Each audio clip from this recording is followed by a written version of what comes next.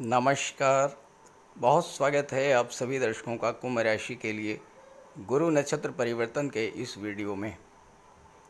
राहु के नक्षत्र में देवगुरु गुरु राहु नक्षत्र परिवर्तन योग। जी हाँ, 14 जून 2025 से 59 दिनों के लिए लगभग 2 माह के लिए देवगुरु बृहस्पति राहु के नक्षत्र आर्द्रा नक्षत्र में गोचर कर चुके हैं और आर्द्रा नक्षत्र जो है वो राहु का नक्षत्र है।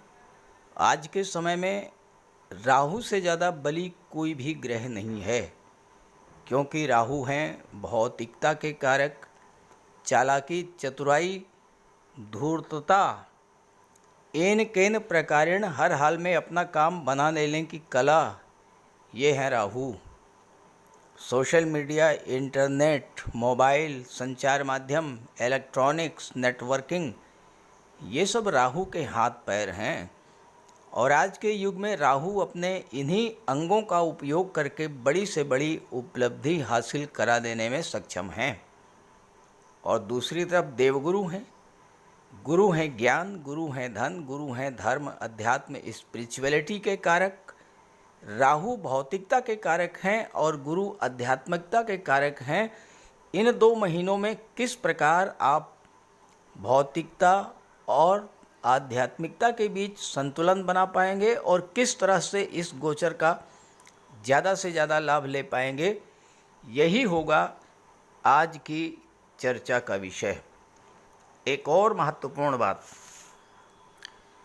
राहु इस समय गुरु के नक्षत्र पूर्वा भाद्रपद में है और नवंबर तक पूर्वा भाद्रपद में ही रहेंगे, जबकि गुरु का गोचर राहु के नक्षत्र आर्द्रा नक्षत्र में हो रहा है। इस तरह गुरु राहु का नक्षत्र परिवर्तन भी हो रहा है। जब 2 ग्रह, चाहे वो मित्र हों चाहे वो एक दूसरे के शत्रु हों,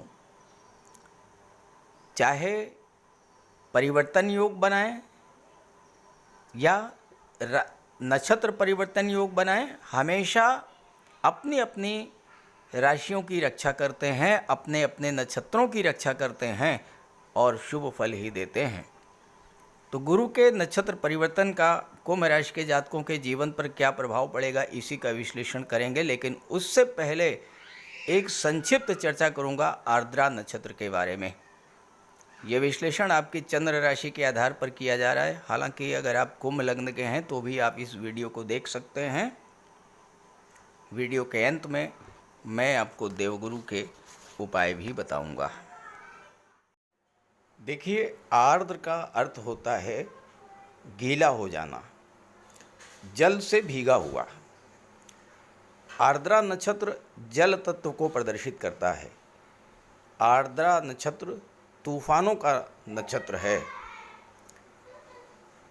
यानी जलीय तूफान, बाढ़, अतिवृष्टि, सुनामी।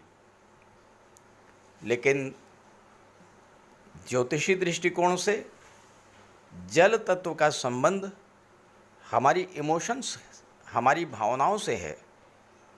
तो आर्द्रा नक्षत्र वो नक्षत्र है जो हमारे माइंड पर इस तरह का प्रभाव डालता है जिससे हमारे मन में भावनाओं का तूफान उठने लगता है। ऐसे में इन 2 महीनों में भावनाएं, इमोशंस बहुत ज़्यादा प्रबल होंगी। तो ऐसे में भावनाओं में बह करके ज़्यादा इमोशनल होना, जल्दबाजी में कोई ऐसा निर्णय ना हो जाए जिसको लेकर बाद में पछताना पड़े, इसका भी ध्यान रखना होगा। भावनाओं पर नियंत्रण रखना होगा, तभी हम सफलता प्राप्त कर पाएंगे। दूसरी बात, आर्द्रा नक्षत्र के देवता हैं रुद्र, यानी भगवान भोले शंकर का रौद्र रूप। और ये नक्षत्र शुरू में विध्वंस करता है ताकि बाद में पुनर्निर्माण हो सके, तोड़ करके फिर से निर्माण करना। और ऐसे में अगर इस नक्षत्र के नकारात्मक प्रभाव से बचना है तो भगवान भोले शंकर ही आपकी रक्षा कर सकते हैं। हालांकि गुरु का ज्ञान, बुद्धि, विवेक आपके साथ होगा और आप गलत निर्णय से बच पाएंगे, लेकिन आप को लाभ मिल पाए, आपकी सुरक्षा हो पाए, इसके लिए भगवान भोले शंकर की शरण में जाना ही पड़ेगा, शरण में जाना ही पड़ेगा। तो आइए समझते हैं कि अलग अलग राशियों पर इसका क्या प्रभाव पड़ेगा। तो यह है कुंभ राशि के जातकों की कुंडली। अब आपने समझ लिया होगा कि आर्द्रा नक्षत्र का क्या प्रभाव होता है। गुरु पंचम भाव में है, राहु लग्न में है। गुरु की दृष्टि लाभ के भाव पर, राहु की दृष्टि सप्तम भाव पर, गुरु की दृष्टि भाग्य के भाव पर, गुरु की दृष्टि लग्न पर, राहु की दृष्टि पंचम पर और राहु की दृष्टि भाग्य पर। पांचवा भाव जो होता है शिक्षा और संतान का होता है, पांचवा भाव लव रिलेशंस का होता है, पांचवा भाव आपकी क्रिएटिविटी होती है, पांचवा भाव आपके पूर्व संचित कर्मों को दर्शाता है, लॉटरी, शेयर, सट्टे को दर्शाता है, लव रिलेशंस को दर्शाता है पांचवा भाव। और गुरु की दृष्टि एकादश भाव पर, एकादश भाव यानी आपकी इनकम, आय के साधन, आपकी समृद्धि, आपकी संपन्नता। 11वां भाव आपकी इच्छाओं को रिप्रेजेंट करता है। आपके अंदर एक भावनाओं का बहुत बड़ा ज्वार उत्पन्न होगा इस समय पंचम भाव की चीज़ों के प्रति। आप अपनी संतान के लिए बहुत कुछ करना चाहेंगे इस गोचर काल में। आप अपने शिक्षा पर पूरी तरह से फोकस करेंगे। आप अपने रिलेशंस को मैरिज की ओर ले जाने के लिए बहुत बड़ा भावनात्मक आवेग होगा आपके भीतर। एकादश भाव लाभ का भाव है, गुरु राहु के नक्षत्र में है। राहु से ज़्यादा धन आपको कोई दे ही नहीं सकता। अगर राहु आपकी कुंडली में शुभ हैं तो राहु छप्पर फाड़ करके धन देते हैं। और 7वें भाव पर राहु की दृष्टि है, विदेशों से व्यापार को बुलंदियों तक ले जाने की क्षमता रखते हैं। राहु असीमित विस्तार के कारक हैं। राहु कोई लिमिट नहीं है। राहु आपको क्या दे सकते हैं ये आपकी कल्पना से परे है। लेकिन प्रश्न ये है कि क्या राहु आपको वो सब देने में सक्षम है? क्या गुरु आपको वो सब देने में सक्षम है जिसके बारे में आपको मैं बता रहा हूँ? भाग्य का भरपूर साथ, इनकम में कई गुना वृद्धि, व्यापार व्यवसाय में तेजी से वृद्धि, संतान की प्राप्ति, संतान की भाग्योन्नति, शिक्षा से लाभ, मित्रों का लाभ,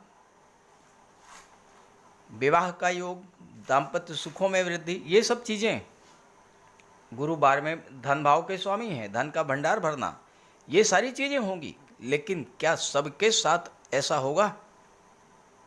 कुंभ राशि के एक दो नहीं कई करोड़ जातक हैं और ये इस बात पर डिपेंड करेगा कि आपकी कुंडली में राहु कैसे हैं, आपकी कुंडली में गुरु कैसे हैं। सबको एक जैसा फल नहीं मिल सकता।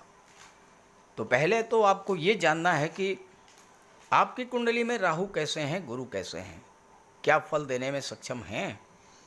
और अगर आप ये जानना चाहते हैं, अपनी कुंडली का विश्लेषण कराना चाहते हैं, अपनी समस्याओं का समाधान चाहते हैं, तो वीडियो के डिस्क्रिप्शन बॉक्स में मैंने अपना व्हाट्सएप नंबर दे रखा है। उस नंबर पर आप प्रातः 8 बजे से 10 बजे के बीच कॉल कर सकते हैं और आपके प्रश्नों का उत्तर, आपकी समस्याओं का समाधान मैं स्वयं रात्रि 8 बजे से 11 बजे के बीच में आपको कॉल करके कर दूंगा। ये मेरा कार्यक्रम प्रतिदिन का है, संडे ऑफ रहता है।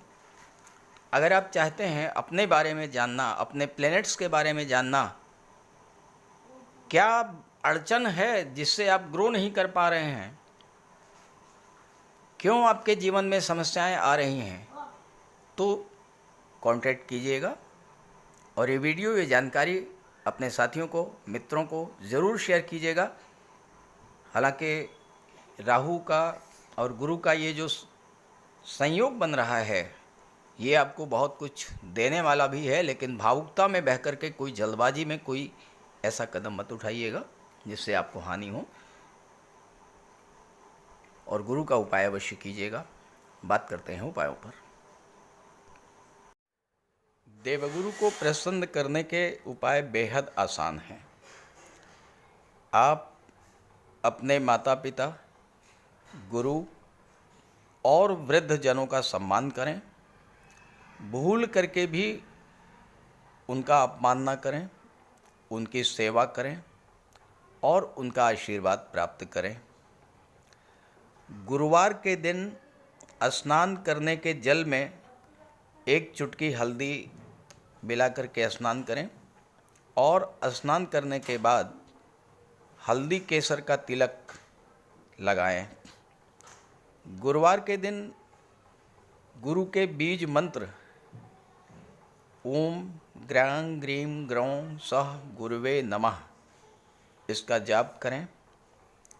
घर में एक केले का वृक्ष लगा लें, चाहे तो गमले में ही लगा लें, उसको जल अर्पित करें, केले के वृक्ष की पूजा करें। भगवान विष्णु की पूजा करें। भगवान विष्णु को पीला चंदन या केसर का तिलक लगाएं और केले के वृक्ष पर हल्दी मिश्रित जल अर्पित करें। गुरुवार के दिन पीली मिठाई, हल्दी, पीले वस्त्र, पीली वस्तुओं का दान करें और पीले रंग के ही वस्त्र धारण करें।